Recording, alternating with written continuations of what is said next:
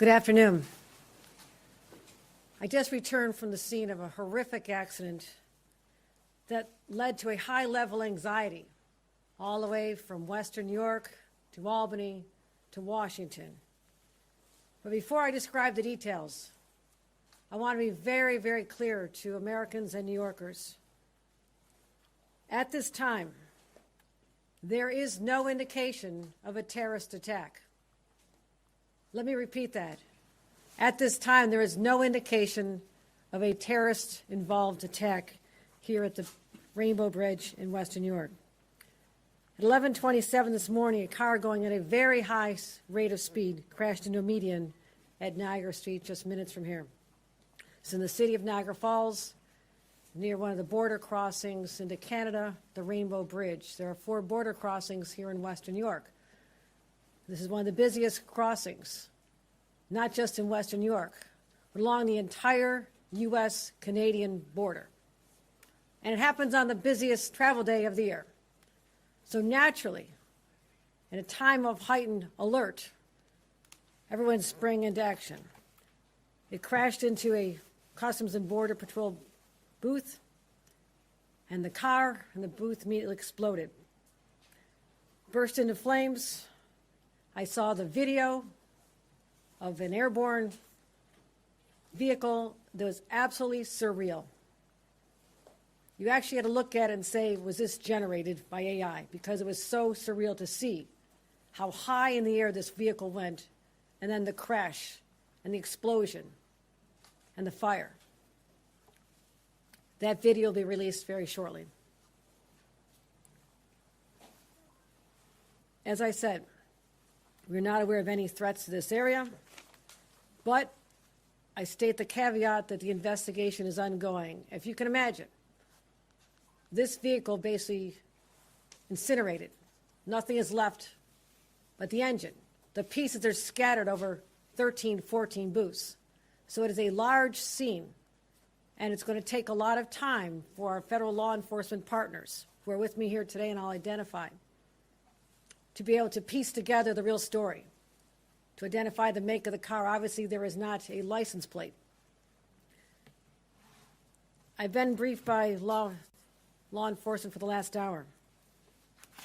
New York State Police, Colonel Andy Crow, Colonel Allen, other law enforcement officials. I've been joined by Andy Bowker, who's the Special Agent in charge of the Customs and Border Patrol. I was also briefed by the SAC from the FBI.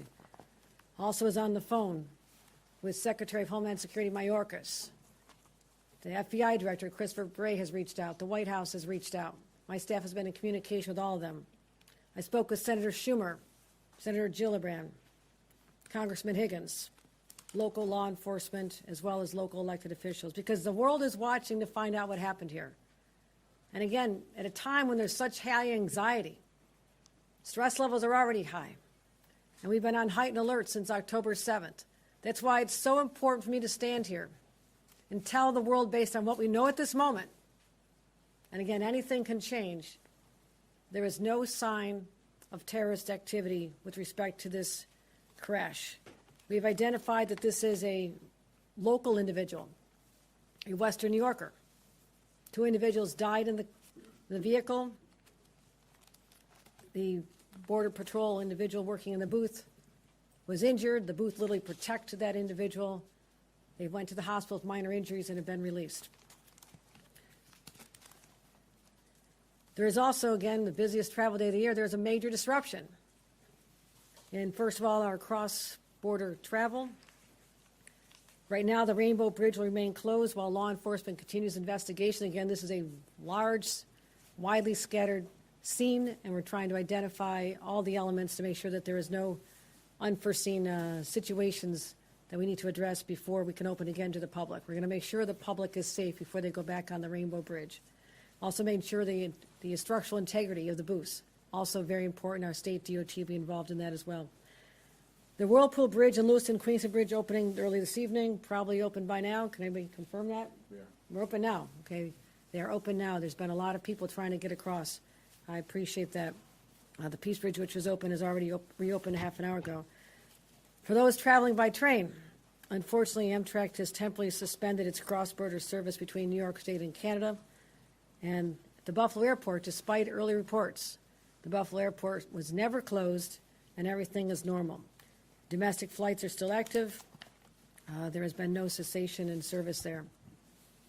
What I want to do at this time is extend my extreme gratitude to all of our partners, Customs and Border Patrol, Homeland Security, FBI, our state police, local sheriffs from Niagara County, Erie County, all stepped up to assist in trying to identify what exactly transpired here beginning at 11:27 a.m. this morning. They gave up their time from their families. They showed up.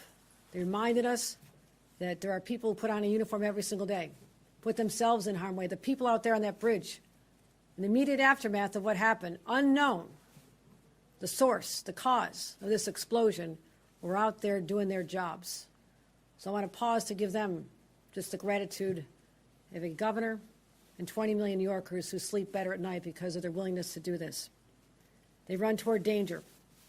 They should be with their families today, but they will not be. This investigation will go on for a number of days, and that's why we will not have any further answers at this time as to the individuals involved, the deceased, any motivation, and there's a lot of unanswered questions. But at this time, we just need to dial down the temperature right now, and that's what I plan to do as governor. Just let everybody know all is well. We're investigating. More information could arise, but based on the preliminary investigation, no sign of terrorist involvement in the horrific explosion that occurred here in Western New York.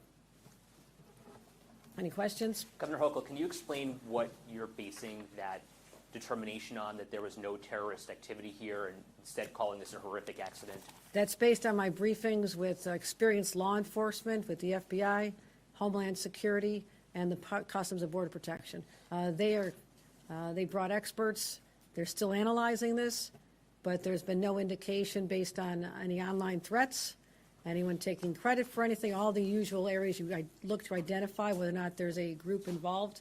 At this time, you hear me say this at this time, right, a dozen times, because it is still unfolding, but I didn't want to leave the public with a lot more anxiety than they need to have at this time. So I just want to be perfectly clear, there is no evidence to show at this time that this was a terrorist activity. There is no evidence at this time that this was a terrorist activity. And that's what I want to make very clear to the public, just to calm everybody down. This is really important because based on what's happening in other parts of the world, everybody is on edge. And this is an international border. And we've always felt the vulnerability there. But this was I won't call it an accident. It has not been determined to be an accident. You don't know whether the driver was intentional in how they drove. We do not know that. All I know is there was a horrific accident. Well, I won't call it an accident. A horrific incident, a crash, an explosion, loss of life, but at this time, no known terrorist connection. Governor, we saw agents canvassing the neighborhood, specifically near the casino and on Niagara Street. Is there a reason why? Our sources are telling us this couple may have left the casino and were on their way to Toronto. I can't confirm where the car originated at this time, but there is suspicion that the vehicle may have originated in that vicinity. Yeah, I'm sorry, can you just clarify, of Niagara Falls, or where that car may have originated? Within the city. Of Niagara Falls? Not saying it's a local resident. I'm saying that it's a Western New York resident who was most likely in that vicinity prior to the high rate of speed, extraordinarily high rate of speed that led to the crash into the median that sent the vehicle airborne. And when you see this video, your jaw will drop in disbelief at how this went so high over an 8-foot high fence. It's rather extraordinary. Time for one more. Can you just walk us through the decision to close all border crossings in Western New York? What went into that, and can you walk us through the sheer magnitude of that kind of a decision? I'm going to turn it over to the representative from the Customs and Border Patrol, special agent in charge. That would be Aaron Bowker. Yep. Would you like to address the decision made to close the border? Thank you, Governor. I think anytime you have an incident like this, you want to take an abundance of precaution to protect not only the staff and personnel, but also the public. So you make a quick decision like that, and then to go back based on the totality of circumstances, working with law enforcement partners to reopen, we are reopened. Can you walk us through the man who was hurt, the agent? Was it a customs agent or was it a border protection? It was a Customs and Border Protection officer. Out of an abundance of precaution, based on some minor injuries, went to the hospital, was treated and released. And what have your conversations with that person been?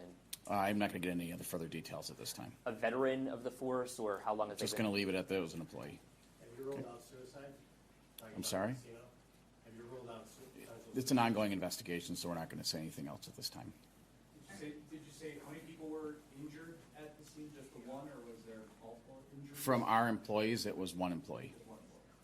And I think that's something, and it's something we should be grateful for.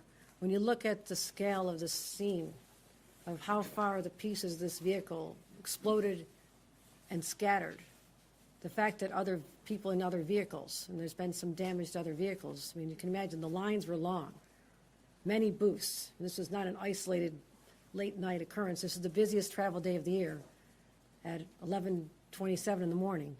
People are on the road, so it was a very congested area, and thank God there was no one else injured. It could have been much more cataclysmic, and so, but thank you all for coming out. I appreciate your attention and helping us let the public know to dial back the anxiety associated with this event. Thank you. Thanks, everybody.